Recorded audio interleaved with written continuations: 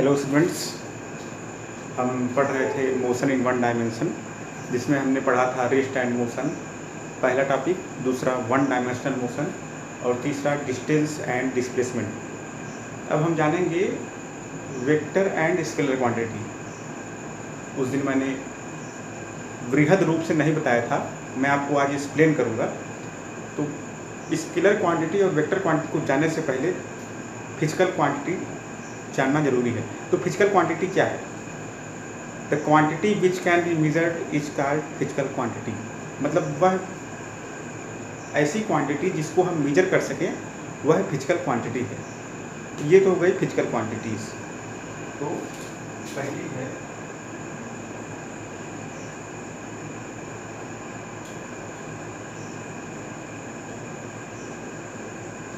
Physical quantity क्या है?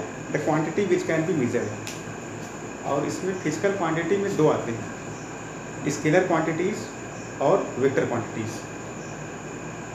तो स्केलर क्वांटिटी और वेक्टर क्वांटिटी से पहले फिजिकल क्वांटिटी जानना जरूरी है। तो इसमें बस यही जानिए कि the quantity which can be measured is known as physical quantity.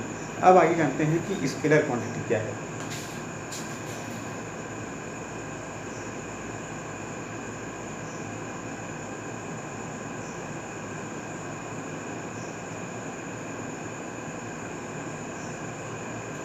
Scalar quantity क्या है?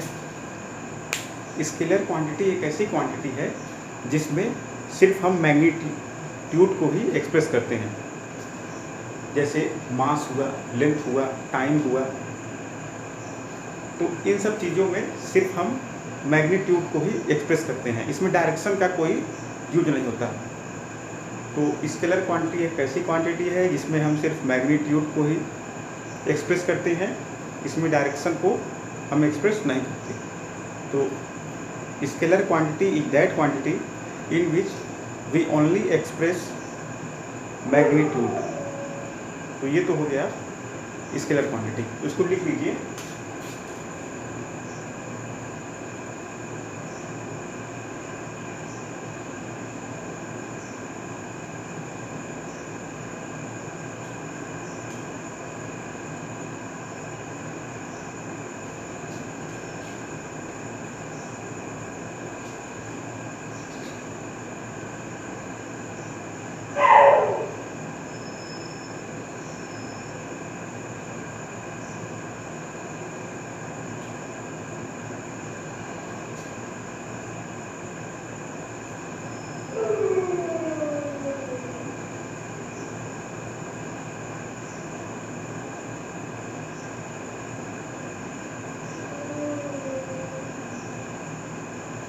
स्केलर क्वांटिटीज़ एक ऐसी क्वांटिटी है जिसमें सिर्फ हम मैग्नीट्यूड को ही एक्सप्रेस करते हैं, उसमें डायरेक्शन को एक्सप्रेस नहीं करते।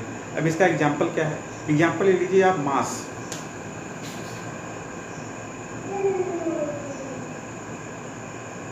मान लीजिए कोई मास में जैसे कि कोई वस्तु है जिसका भार 5 kg है। अब 5 kg में क्या होता है? इसमें देखिए स्केलर क्वांटिटी में दो चीज़ें हैं। पहली चीज़ वो उसमें यूनिट रहेगी। आप कैसे पहचानेंगे कि ये स्केलर क्वांटिटी है? उसमें सिर्फ दो चीज़ रहेगी। पहली चीज़ रहेगी यूनिट,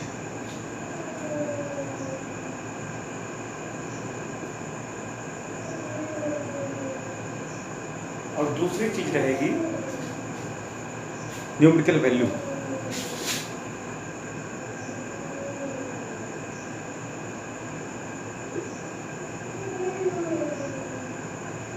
इस हिसाब से आप समझ सकते हैं कि स्केलर क्वांटिटी पहचान सकते हैं। जैसे कोई वस्तु है जिसका मास है 5 kg, उसमें दो चीज़ें आपको पकड़नी है कि न्यूमेरिकल वैल्यू दिया है 5 और यूनिट दिया है kg। तो ये क्या हुआ? Scalar quantity. और इसमें सिर्फ मैग्नीट्यूड को ही एक्सप्रेस करते हैं, तो वो स्केलर क्वांटिटी हुआ। अब आइए जानते हैं वेक्टर क्वांटिटी। इसको लिख लीजिए, नोट कर लीजिए।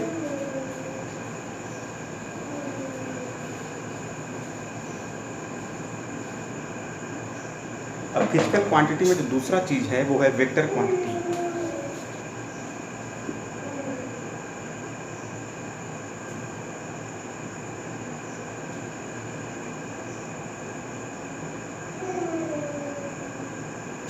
वेक्टर क्वांटिटी एक ऐसी क्वांटिटी है जिसमें हम मैग्नीट्यूड को तो रिप्रेजेंट करते ही हैं, डायरेक्शन को भी रिप्रेजेंट करते हैं। तो वो क्या हुई, हमारी वेक्टर क्वांटिटी हुई। मैग्नीट्यूड से क्या मतलब है हमें, मैग्नीट्यूड का मतलब है न्यूमेरिकल वैल्यू दी हो, मतलब उसका न्यूमेरिकल वैल्यू दिया हो यूनिट के साथ, तो वो उसका मैग्नीट्यूड है।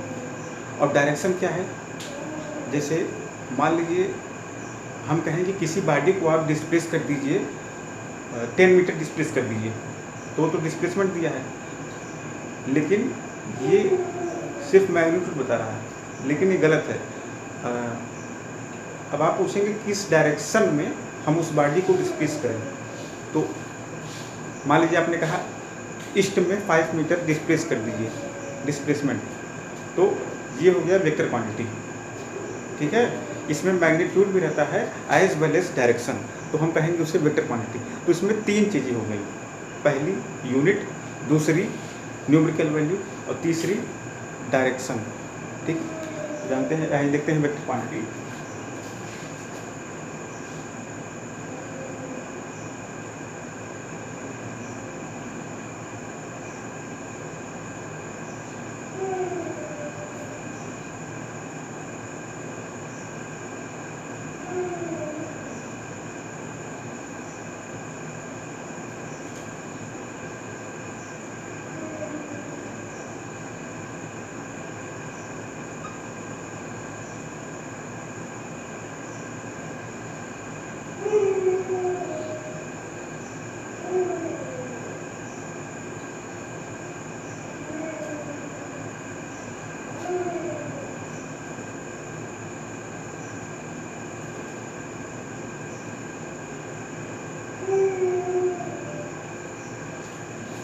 ऐसी क्वांटिटी जिसमें हम मैग्नीट्यूड एक्सप्रेस करें ही उसके साथ डायरेक्शन भी एक्सप्रेस करें, तो वह वेक्टर क्वांटिटी है। अब इसमें 3 चीज़ें हुई, पहली यूनिट, दूसरी न्यूमेरिकल वैल्यू और तीसरी डायरेक्शन।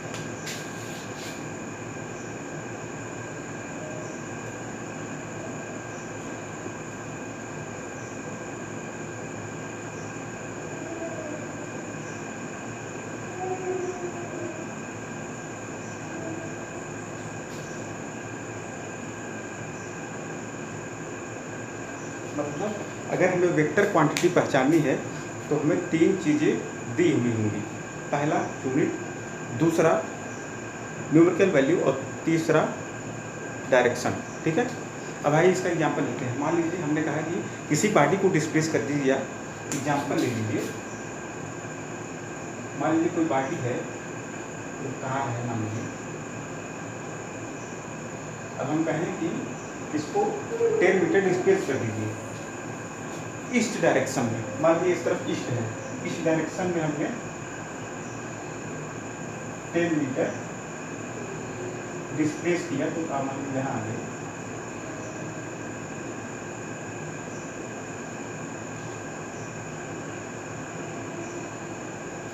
तो ये हो गया हमारा एग्जाम्पल कि इसमें क्या है, न्यूमेरिकल वैल्यू भी है, न्यूमेरिकल वैल्यू क्या है, न्यूमेरिकल वैल्यू भी है, यूनिट भी है और डायरेक्शन भी है। यूनिट क्या है, मीटर, न्यूमेरिकल वैल्यू क्या है 10, यूनिट क्या है मीटर, और डायरेक्शन क्या है ईस्ट। तो इस तरीके से हम जान सकते हैं कि कौन सी क्वांटिटी वेक्टर क्वांटिटी है या स्केलर क्वांटिटी है। स्केलर क्वांटिटी में सिर्फ मैग्नीट्यूड होता है और वेक्टर क्वांटिटी में डायरेक्शन, इसके साथ ही साथ एज वेल एज मैग्नीट्यूड भी रहता है। डायरेक्शन और मैग्नीट्यूड दोनों रहता है वेक्टर क्वांटिटी में, स्केलर में सिर्फ मैग्नीट्यूड, ठीक है। तो ये एग्जांपल था उसका। तो ये तो हो गया हमारा क्वांटिटीज। अब आइए देखते हैं डिस्टेंस और डिस्प्लेसमेंट में अंतर।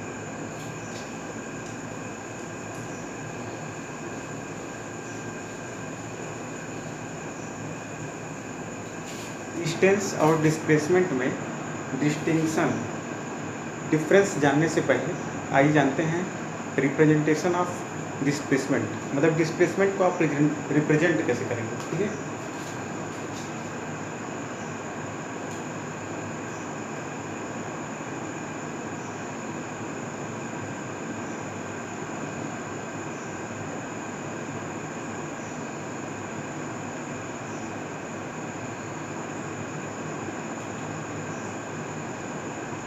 डिस्प्लेसमेंट को रिप्रेजेंट करने के लिए क्या करेंगे, मान लीजिए कोई बॉडी 40 मीटर डिस्टेंस ईस्ट की ओर जा रही है, इसे कैसे रिप्रेजेंट करेंगे आइए मैं दिखाता हूँ।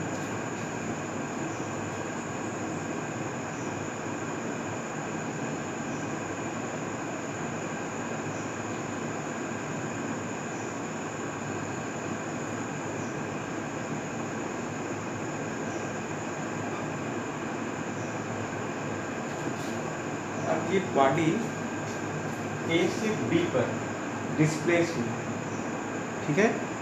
अब इसमें डिस्प्लेसमेंट वेक्टर क्वांटिटी है, तो इसमें न्यूमेरिकल वैल्यू भी है, दैट इज 40, और यूनिट भी है मीटर, और डायरेक्शन भी है ईस्ट, ये ईस्ट डायरेक्शन है, ये वेक्टर क्वांटिटी। डिस्प्लेसमेंट को कैसे रिप्रेजेंट करेंगे, ए बी वेक्टर ऐसे लिख सकते हैं, A B vector equal to 40 meter, मतलब उसका जो मैग्नीट्यूड है बॉडी का डिस्प्लेसमेंट का वो 40 है, और यूनिट मीटर में है, और डायरेक्शन उसका ईस्ट है। तो इस तरीके से हम डिस्प्लेसमेंट को रिप्रेजेंट करते हैं। अब आइए जानते हैं distinction between distance and displacement.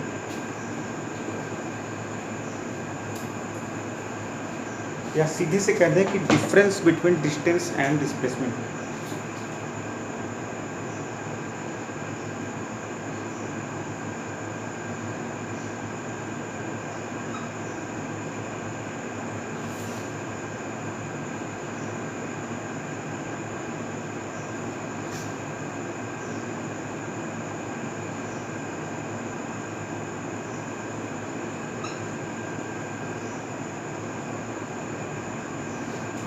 अब देखिए डिस्टेंस और डिस्प्लेसमेंट में डिफरेंस क्या है, डिस्टिंक्शन क्या है।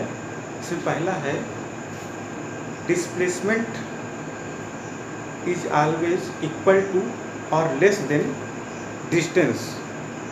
मतलब डिस्प्लेसमेंट हमेशा या तो डिस्टेंस के इक्वल रहेगी या तो उससे कम रहेगी, कभी भी डिस्प्लेसमेंट डिस्टेंस से ज़्यादा नहीं होगी। ऐसा क्यों, अब मैं आपको बताता हूँ। देखिए मैंने आपको उस दिन बताया था कि डिस्टेंस और डिस्प्लेसमेंट का क्या फंडा है, यहाँ तो बताता हूँ। मान लीजिए कोई बॉडी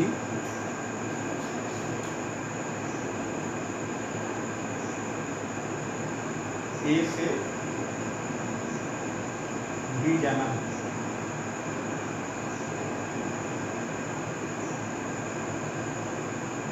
तो ये जो डॉटेड लाइन है ये डिस्प्लेसमेंट है। डिस्प्लेसमेंट क्या होता है कि shortest distance between initial point and final point, और बल्कि डिस्टेंस क्या है, डिस्टेंस है कि कितना बॉडी डिस्टेंस ट्रेवल किया, वह डिस्टेंस है। मतलब जितना पाथ का लेंथ रहेगा उतना बॉडी डिस्टेंस ट्रेवल करेगा, तो वही डिस्टेंस हुई। डिस्प्लेसमेंट क्या है, शॉर्टेस्ट डिस्टेंस है, बल्कि डिस्टेंस में ऐसा नहीं है। तो डिस्टेंस देखिए क्या हो सकता है।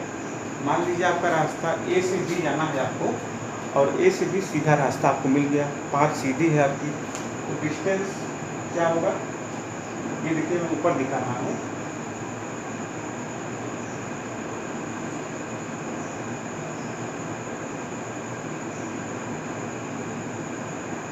सीधा हो गया, सीधा आया है। मतलब ए से बॉडी चला बी पर, सीधा रास्ता था, सीधा आया। इस केस में क्या होगा, पहला केस है, इस केस में डिस्टेंस और डिस्प्लेसमेंट दोनों इक्वल रहेगा। डिस्टेंस इक्वल टू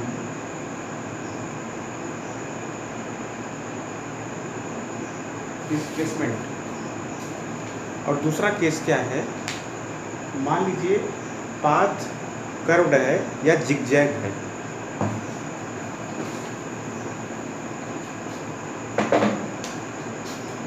दूसरे केस में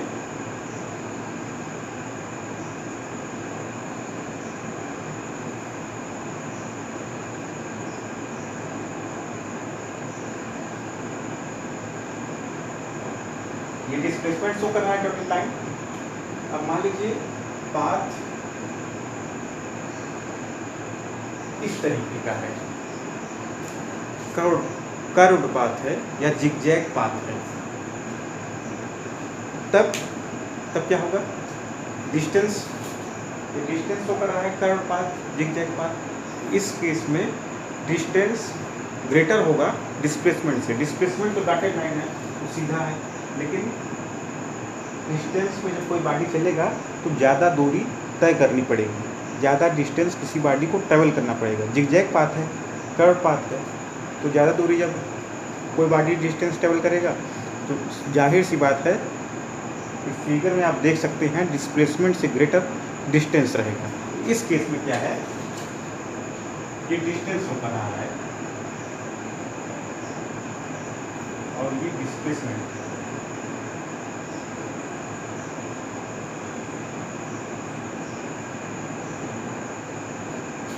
इस केस में क्या है, डिस्टेंस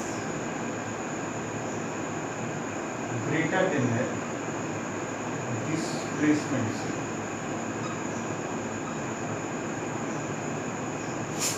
और अगर आप पहला केस और दूसरा केस जोड़ दें, पहले केस में क्या था,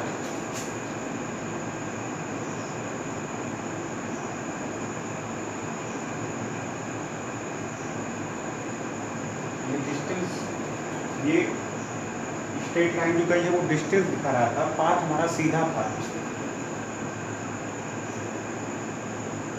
और जो डॉटेड लाइन है वो डिस्प्लेसमेंट शो कर रहा था।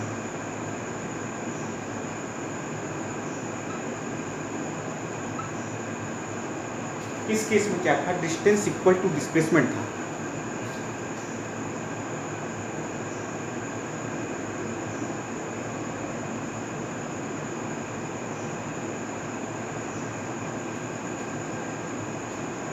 और दूसरे केस में क्या हुआ, पाथ हमारा कर्व्ड हो गया, जिगजैग हो गया, तो लेंथ क्या हुई, पाथ की बढ़ गई। स्ट्रेट था, सीधा चले गए, इक्वल था डिस्प्लेसमेंट और डिस्टेंस। लेकिन जब पाथ जिगजैग हुआ या कर्व्ड हुआ तो बॉडी को ज़्यादा ट्रेवल करना पड़ेगा, ज़्यादा दूरी तय करनी पड़ी।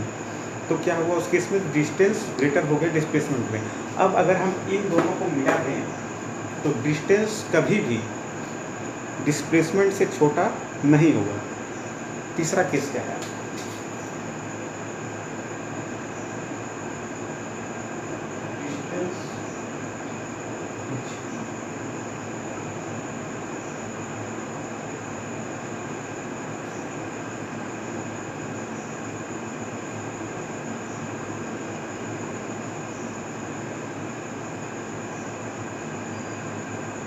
डिस्टेंस कभी भी डिस्प्लेसमेंट से छोटा नहीं होगा। Distance never be less than displacement. ये तो हो गया पहला डिफरेंस बिटवीन डिस्टेंस और डिस्प्लेसमेंट में। अब आइए दूसरा जानते हैं।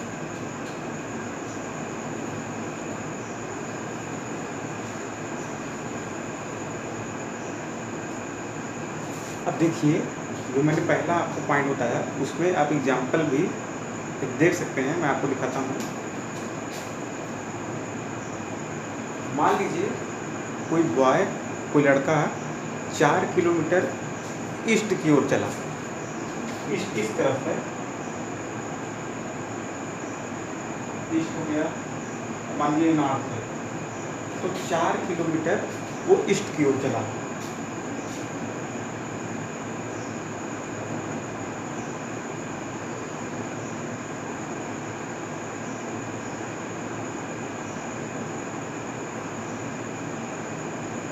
पॉइंट पी से 4 किलोमीटर ईस्ट की ओर चला, फिर वो 3 किलोमीटर नॉर्थ की ओर चला अपने टारगेट पर पहुंचने के लिए। उसका टारगेट है ये, पी से ओ मान लीजिए।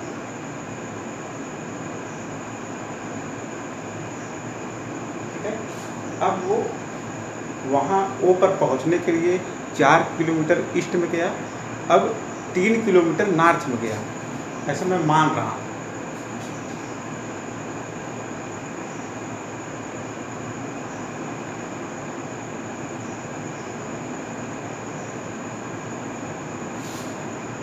4 किलोमीटर कोई लड़का ईस्ट में चला और 3 किलोमीटर नॉर्थ में अपने टारगेट ओ पर पहुंचने के लिए, पी से ओ।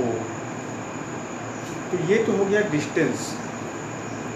अब डिस्प्लेसमेंट इसमें क्या है? डिस्प्लेसमेंट क्या है? देखिए ध्यान दीजिए, डिस्प्लेसमेंट का डेफिनेशन आपको मैं लिखवाया हूँ, उसको पढ़िए। The shortest distance between initial point and final point. तो इनिशियल पॉइंट क्या है यहाँ पे? P, और फाइनल पॉइंट क्या है? O। तो शॉर्टेस्ट डिस्टेंस क्या है? शॉर्टेस्ट डिस्टेंस यही है ना?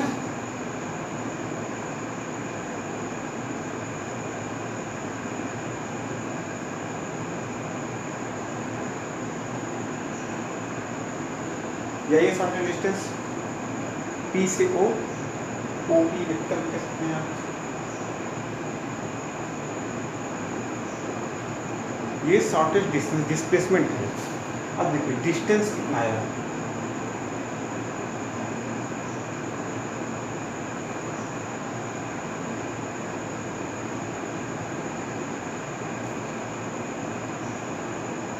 से 7 किलोमीटर आपका डिस्टेंस आया, बिल्कुल आपके सामने है सब कुछ।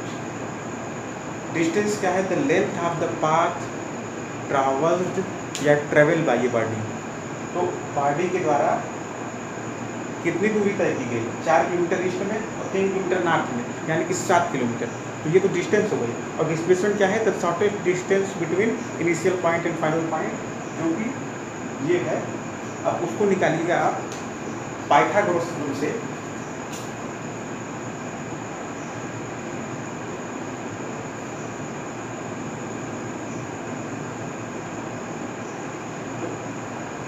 पाइथागोरस रूल कहता है हाइपोटेनस का स्क्वायर इक्वल टू परपेंडिकुलर का स्क्वायर प्लस बेस स्क्वायर। यहाँ पे हाइपोटेनस क्या है? ओपी।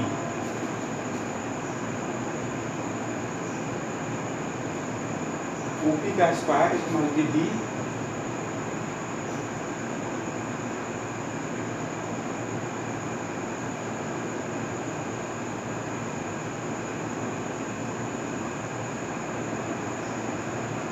OB का मान है 3 और PB का मान है 4।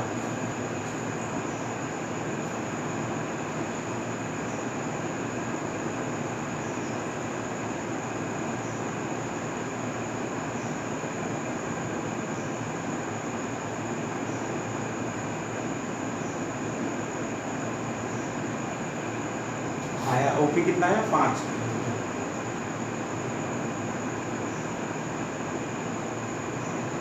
तो आप देख सकते हैं डिस्प्लेसमेंट आया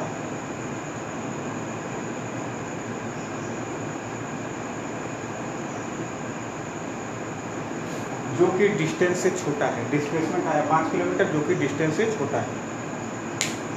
तो ये तो आपको मैं समझा रहा था कि डिस्प्लेसमेंट या तो इक्वल रहेगा या तो लेस रहेगा डिस्टेंस से। कभी भी डिस्प्लेसमेंट डिस्टेंस से बड़ा नहीं होगा। यहाँ मैंने पाइथागोरस रूल का प्रयोग किया। हाइपोटेनस का square equal to perpendicular square plus base square. OB perpendicular है तो OB स्क्वायर, और बेस PB है तो PB स्क्वायर। तो OB का मान 3 है और PB का मान 4 है। तो 3 square plus 4 square equal to 9 plus 16, that is 9 plus 16 that is 25। और OP स्क्वायर है तो इक्वल टू किधर है? तो √25 इक्वल OP इक्वल टू 5, तो 5 किलोमीटर। तो ये हो गया आपका एग्जाम्पल। अब आपका जो दूसरा पॉइंट है difference between distance and displacement में, वह कहता है कि distance is always be positive but displacement either भी निगेटिव और भी पॉजिटिव। मतलब वो निगेटिव भी हो सकता है, पॉजिटिव भी हो सकता है, लेकिन डिस्टेंस हमेशा आपका पॉजिटिव रहेगा। ठीक है। अब आइए इसको कैसे आपको मैं एग्जाम्पल से समझाता हूँ।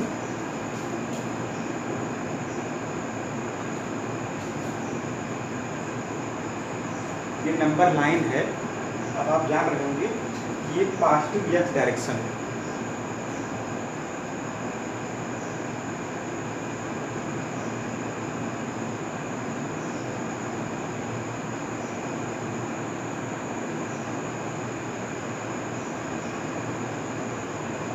और इस तरफ निगेटिव एक्स डायरेक्शन है।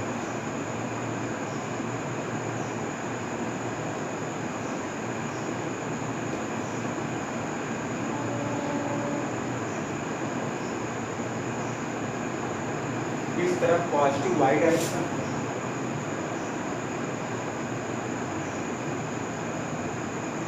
और नीचे की ओर निगेटिव वाई डायरेक्शन।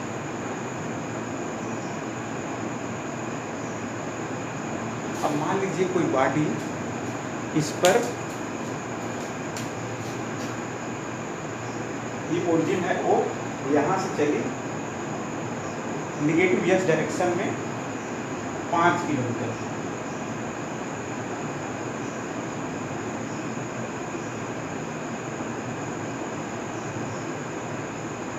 मान लीजिए पी पॉइंट तक 5 किलोमीटर तक चली, तो वह निगेटिव डायरेक्शन में चली, तो डिस्प्लेसमेंट तो नेगेटिव है, डिस्प्लेस निगेटिव साइड हुआ, माइनस एक्स डायरेक्शन हुआ, तो डिस्प्लेसमेंट तो नेगेटिव है लेकिन डिस्टेंस पॉजिटिव है, डिस्टेंस 5 किलोमीटर है लेकिन डिस्प्लेसमेंट नेगेटिव है क्योंकि उसका डायरेक्शन नेगेटिव है, डायरेक्शन माइनस एक्स डायरेक्शन की ओर है, और डिस्टेंस आपका 5 किलोमीटर, क्योंकि डिस्टेंस हमेशा पॉजिटिव होता है। ठीक है। तीसरा पॉइंट है the displacement can be zero even if the distance is not zero. मतलब डिस्प्लेसमेंट जीरो हो सकता है अगर इवन डिस्टेंस जीरो नहीं है। मान लीजिए डिस्टेंस जीरो नहीं है आपका, तो ऐसा जरूरी नहीं कि डिस्प्लेसमेंट भी जीरो नहीं होगा, डिस्प्लेसमेंट जीरो हो सकता है और डिस्टेंस आपका जीरो न हो, ऐसा भी केस हो सकता है। इसमें क्या है, थर्ड है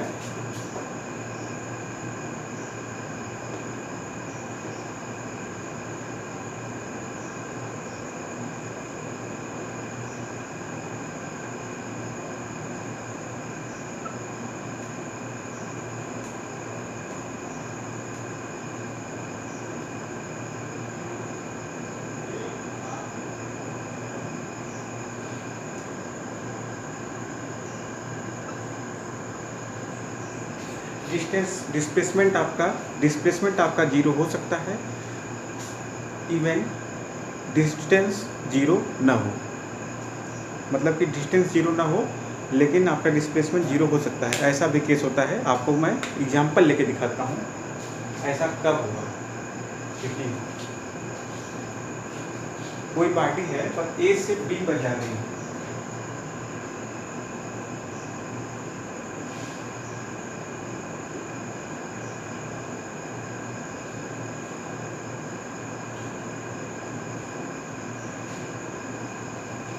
कोई पार्टी है, उस डॉटेड लाइन है, डिस्प्लेसमेंट शो कर रहा है, वह 6 किलोमीटर ए से बी पर गई, डिस्प्लेस हुई, डिस्प्लेसमेंट है ये।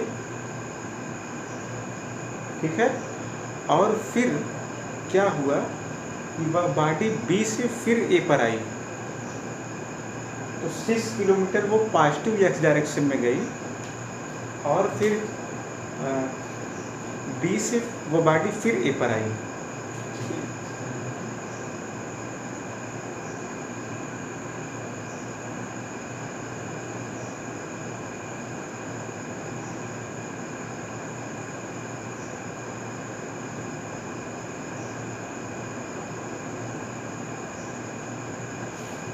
देखिए इसमें क्या हो रहा है, ये केस मैंने लिया है। इसमें क्या है कि कोई बॉडी ए से बी पर 6 किलोमीटर डिस्प्लेस हुई, डिस्प्लेसमेंट है। ठीक है। और फिर वह बॉडी बी से ए पर आई 6 किलोमीटर। तो इसमें क्या होगा, देखिए डिस्प्लेसमेंट निगेटिव हो सकता है। अब देखिए डिस्प्लेसमेंट निगेटिव हो सकता है लेकिन डिस्टेंस कभी नहीं। अब उसी का यूज हम इसमें करेंगे।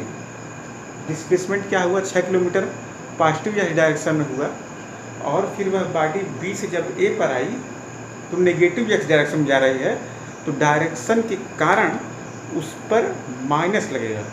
डायरेक्शन शो कर रहा है माइनस, यहाँ पे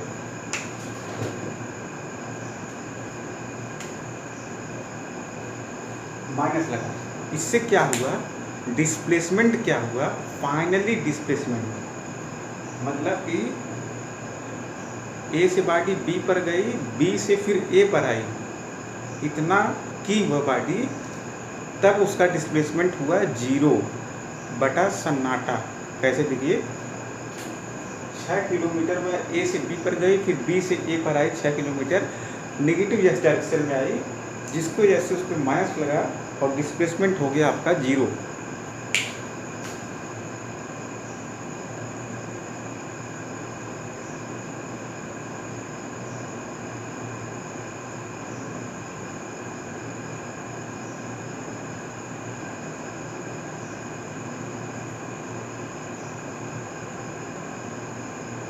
डिस्प्लेसमेंट आपका 0 हो गया, लेकिन डिस्टेंस क्या हुआ। देखिए हमने क्या कहा है, the displacement can be 0 even if the distance is not be 0। मतलब कि ऐसा भी कि मतलब ऐसा ज़रूरी नहीं है कि डिस्प्लेसमेंट 0 है तो डिस्टेंस भी 0 हो, ऐसा ज़रूरी नहीं है।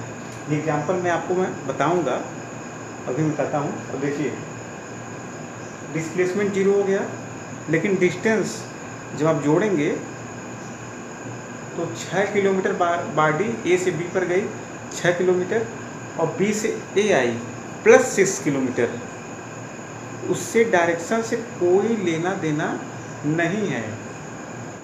डायरेक्शन से मतलब है नेगेटिव एक्स डायरेक्शन, जिससे डिस्टेंस का कोई लेना देना नहीं है, क्योंकि डिस्टेंस पॉजिटिव होता है, यानी कि जैसे आप इनिशियल पॉइंट से फाइनल पॉइंट पर गए और फाइनल पॉइंट से फिर इनिशियल पॉइंट पे आए तो ऐड ही होगा, उससे नेगेटिव एक्स डायरेक्शन उसको कोई फर्क नहीं पड़ता। तो 6 किलोमीटर प्लस 6 किलोमीटर हो जाएगा 12 किलोमीटर।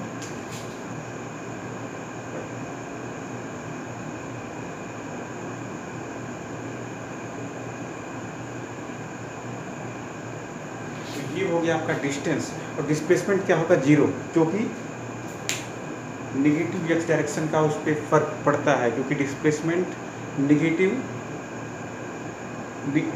में नेगेटिव वैल्यू भी आता है, जिसमें नेगेटिव डायरेक्शन शो कर रहा है, जिस वजह से ए से बी पर गया पॉजिटिव एक्स डायरेक्शन में 6 किलोमीटर, और फिर 6 किलोमीटर नेगेटिव एक्स डायरेक्शन में आया, डिस्प्लेस हुआ बॉडी, जिस वजह से 6 - 6 डिस्प्लेसमेंट 0 हो गया, लेकिन डिस्टेंस पॉजिटिव होता है, उससे नेगेटिव एक्स डायरेक्शन से कोई मतलब नहीं, नेगेटिव एक्स डायरेक्शन से कोई मतलब नहीं, मतलब नेगेटिव नहीं लगाते डिस्टेंस में, डिस्टेंस हमेशा पॉजिटिव होता है। 6 + 6 ऐड किया हमने, जो आया, इसलिए 12 किलोमीटर हमारा आया। तो आज के लेक्चर में बस इतना ही। अगली वीडियो में आपको पढ़ाऊँगा स्पीड एंड वेलोसिटी। तब तक के लिए धन्यवाद।